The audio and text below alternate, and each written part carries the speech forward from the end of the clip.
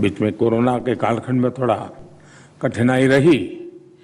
Otherwise मेरा प्रयास रहा है कि मैं आप सबसे मिलता रहूं, आपसे बहुत कुछ जानता रहूं, समझने का प्रयास करूं और अगर संभव हो तो उसको अगर मेरे व्यक्तिगत जीवन में उतारना है तो उसको उतारूं और कहीं व्यवस्था में लाना है तो व्यवस्था में लाने का प्रयास करूं। लेकिन यही एक प्रक्रिया है जो हमें आगे बढ़ाती है। हर किसी से सीखने का अवसर होता ही होता है। हर किसी के पास किसी न किसी को कुछ देने का सामर्थ्य होता ही है और अगर हम उस भाव को विकसित करते हैं तो स्वाभाविक रूप से उसको स्वीकार करने का मन भी बन जाता है। साथियों, इस बार का आयोजन वो रूटीन प्रक्रिया नहीं है। मैं इसे कोई विशेष समझता हूं। विशेष इसलिए समझता हूं कि आजादी के अमृत महोत्सव में जब देश आजादी के 75 साल मना रहा है तब हम इस समारोह के कर रहे हैं। क्या हम एक काम कर सकते हैं क्या? और मैं मानता हूं कि इसको हमने, क्योंकि कुछ चीजें होती हैं जो सहज रूप से नया उमंग उत्साह भर देती है। मान लीजिए आप जिस डिस्ट्रिक्ट में काम करते हैं और पिछले 75 साल में उस डिस्ट्रिक्ट के मुखिया के रूप में जिन्होंने काम किया है उसमें से कुछ जीवित होंगे, कुछ नहीं होंगे। इस आजादी के अमृत महोत्सव के निमित्त एक बार उस डिस्ट्रिक्ट में उन सबको बुलाइए। उनको भी अच्छा लगेगा, 30-40 साल के बाद वो उस जगह पे वापस गए हैं। आपको भी अच्छा लगेगा, उनके पुराने पुराने लोगों को याद करेंगे। यानी एक प्रकार से उस जिला इकाई में किसी ने 30 साल पहले काम किया होगा, किसी ने 40 साल पहले काम किया होगा। जो बाहर से वहां आएगा वो भी एक नई ऊर्जा लेके जाएगा और जो वहां है उसको भी अच्छा ये देश के कैबिनेट सेक्रेटरी वो कभी यहां थे, उसके लिए बड़े आनंद की बात हो जाएगी। और मुझे पक्का विश्वास है कि हमने इस दिशा में जरूर प्रयास करना चाहिए। मुझे विचार इसलिए आया, शायद मैं नाम तो भूल गया, गोडबोले जी या Deshmukh, I forgot the name, हमारे कैबिनेट सेक्रेटरी रहे थे। तो एक बार और बाद में वो अपना जीवन रक्तपित्त के लोगों की सेवा में उन्होंने रिटायर्ड होने के बाद खपा दिया। तो गुजरात में उन्होंने कहा वो रक्तपित्त से संबंधित कार्यक्रम के लिए आए थे, मुझे मिलना हुआ। तो तब तो संयुक्त मुंबई राज्य था, महाराष्ट्र और गुजरात अलग नहीं था।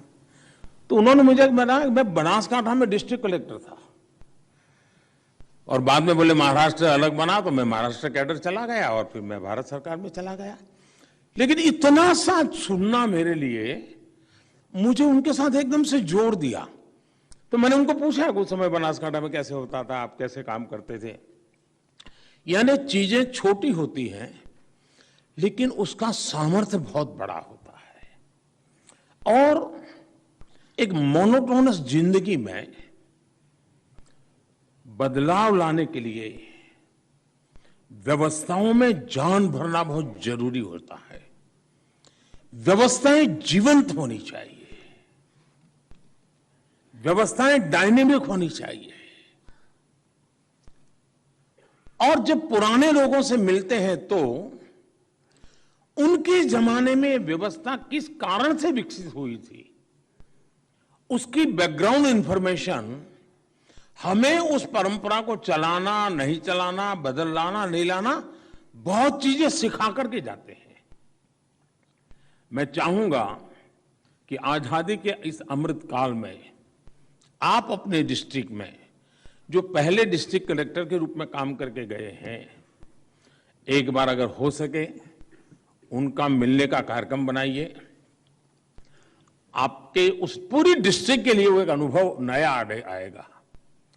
उसी प्रकार से राज्यों में जो चीफ सेक्रेटरी के नाते काम करके गए हैं, एक बार राज्य के मुख्यमंत्री उन सबको बुला ले, देश के प्रधानमंत्री जितने भी कैबिनेट सेक्रेटरी रहे हैं कभी उनको बुला ले।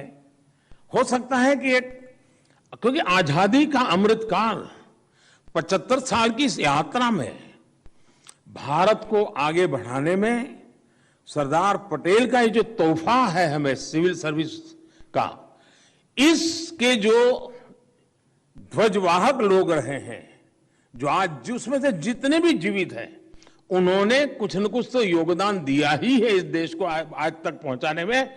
उन सबका स्मरण करना, उनका मान सम्मान करना, ये भी आजादी के अमृतकाल में इस पूरी सिविल सर्विस को ऑनर करने वाला विषय बन जाएगा। मैं चाहूंगा इस 75 साल की यात्रा उनको हम समर्पित करें, उनका गौरवगान करें और एक नई चेतना लेकर के हम आगे बढ़ें और उस दिशा में हम प्रयत्न कर सकते हैं। साथियों, ये हमारा जो अमृत काल है, ये अमृत काल सिर्फ बीते 7 दशक का जय जयकार करने का ही है, ऐसा नहीं है। मैं समझता हूं हम 70 से 75 गए होंगे, रूटीन में गए होंगे, 60 से 70 गए होंगे, 70 से 75 गए होंगे, रूटीन में गए होंगे, लेकिन 75 से 2047 इंडिया एट 100 ये रूटीन नहीं हो सकता है। ये आज का अमृत महोत्सव हमारा वो एक वाटरशेड होना चाहिए, जिसमें अब 25 साल को एक इकाई के रूप में ही हमने देखना चाहिए, टुकड़ों में नहीं देखना चाहिए। और हमने इंडिया एट 100 अभी से उसका विजन देख करके, और विजन देश में क्या वो नहीं, डिस्ट्रिक्ट में मेरा डिस्ट्रिक्ट 25 साल में कहां पहुंचेगा, मैं इस डिस्ट्रिक्ट को 25 साल के बाद कैसा देखता हूं, और मैं कागज में लिखित रूप से, हो सके तो आपके डिस्ट्रिक्ट के दफ्तर में लगाइए, हमें यहां तक पहुंचना है। आप देखिए एक नई प्रेरणा, नया उत्साह, नया उमंग उसके साथ जुड़ जाएगा। और मल्टीपिलर एक्टिविटी के साथ हमने डिस्ट्रिक्ट को पकड़ा, और अब केंद्र हमारा, भारत कहां पहुंचेगा और राज्य कहां पहुंचेगा, हमने 75 साल इन सारे लक्ष्यों को लेकर के चले हैं। इंडिया एट 100 डिस्ट्रिक्ट हम 25 साल में कहां ले जाएंगे, हिंदुस्तान में मेरा डिस्ट्रिक्ट नंबर 1 बना करके रहूंगा। कोई भी क्षेत्र ऐसा नहीं होगा कि मेरा डिस्ट्रिक्ट पीछे हो, कितनी ही प्राकृतिक मुश्किलों वाला जिला होगा तो भी मैं करके रहूंगा। ये इंस्पिरेशन, ये सपना, ये संकल्प, और उसके लिए सिद्धि प्राप्त करने के लिए निरंतर पुरुषार्थ और परिश्रम, इसकी संभावनाओं को लेकर हम चले तो ये सिविल सर्विस डे हमारे लिए एक नई प्रेरणा का कारण बन जाएगा।